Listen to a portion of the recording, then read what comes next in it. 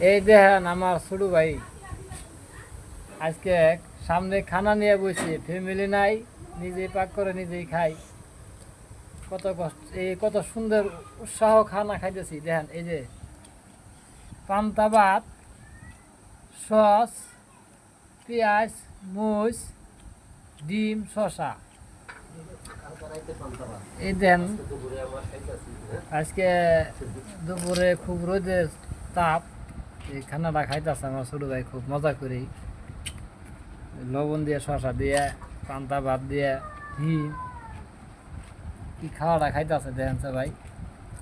Guys দেখেন কত সুন্দর খানা খাইতেছে। এই খানা কেউ কয়জনে খাইবার পারে?